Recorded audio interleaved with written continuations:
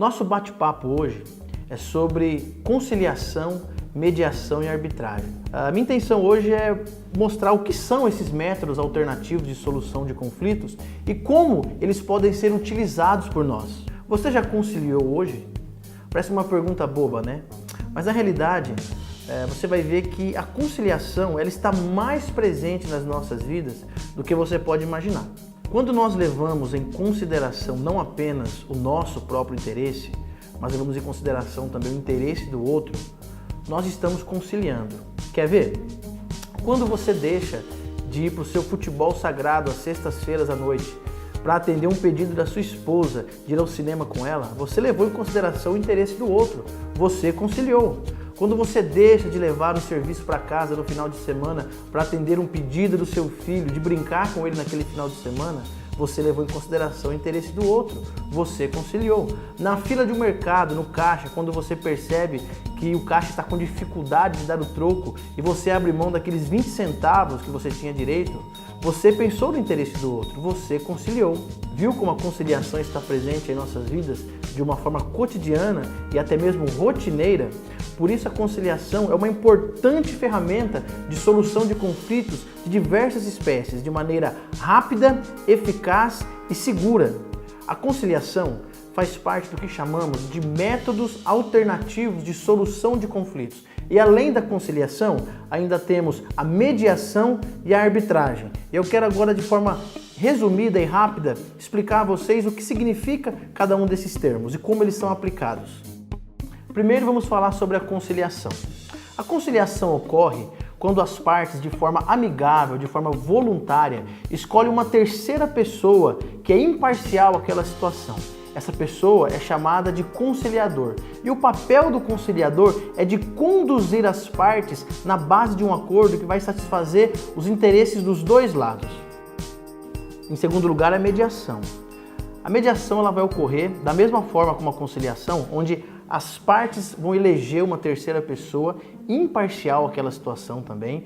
Porém, agora o mediador não tem o papel de conduzir as bases do acordo. O papel do mediador é de ser um facilitador, de ser um canal de intermediação entre as partes, dando todo o suporte técnico necessário para que as próprias partes possam construir em conjunto as bases do seu acordo.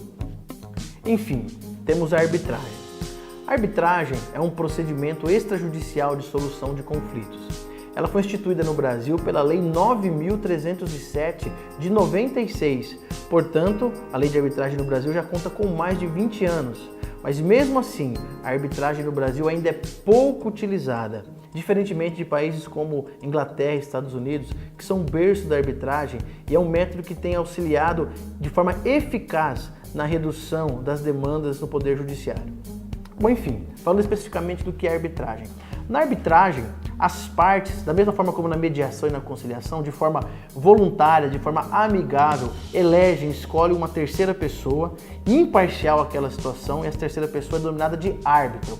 O papel do árbitro no procedimento da arbitragem é o papel de um juiz. Ele vai julgar aquela questão, utilizando dos preceitos legais, utilizando a sua capacidade técnica, ele vai julgar aquela situação e ao final ele dará uma solução, ele fará uma sentença arbitral.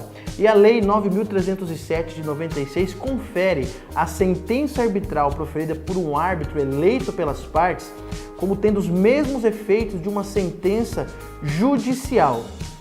Assim, podemos concluir com toda certeza que a conciliação, a mediação e a arbitragem, enquanto métodos alternativos de solução de conflitos, são plenamente eficazes e garantem às partes a segurança jurídica que eles necessitam para a solução das suas demandas e de suas questões. E no Brasil tem ocorrido uma transição nos últimos 10 anos, em razão da grande mora do nosso sistema judiciário e dos altos custos para a manutenção do processo. Cada vez mais a nossa sociedade tem buscado a utilização dos métodos alternativos de solução de conflitos, especialmente conciliação, mediação e arbitragem, para solucionar as suas demandas. E uma das formas de se utilizar esses métodos alternativos de solução de conflitos é por meio das chamadas câmaras privadas de conciliação, mediação e Arbitragem, que nos últimos 10 anos tem crescido muito o número de câmaras no Brasil que buscam oferecer esse serviço aos seus usuários. Porém, infelizmente, em nosso país ainda não há uma legislação que regulamente o exercício da atividade das câmaras privadas de conciliação, mediação e arbitragem. Também não há um órgão regulador que fiscalize o trabalho das câmaras. Por isso nós damos uma orientação para você que pretende utilizar os serviços que uma câmara especializada em mediação, conciliação e arbitragem oferece. E um dos requisitos é que você procure uma câmara idônea, uma câmara que preze pela legalidade, preze por um procedimento transparente e imparcial.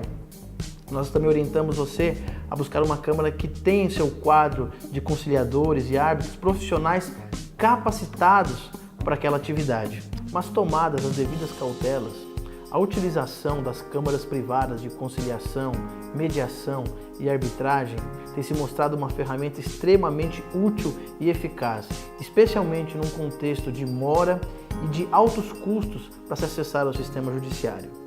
E nós, da Câmara Paulista de Conciliação, contamos com árbitros e conciliadores altamente capacitados e prontos para atender os nossos usuários em todas as suas demandas. Para maiores informações e dúvidas, entre no nosso site www.cpcarbitragem.com.br ou nos contate pelo telefone DDD 11 2427 8424. E lembrando do que nós falamos no início, eu pergunto novamente, você já conciliou hoje?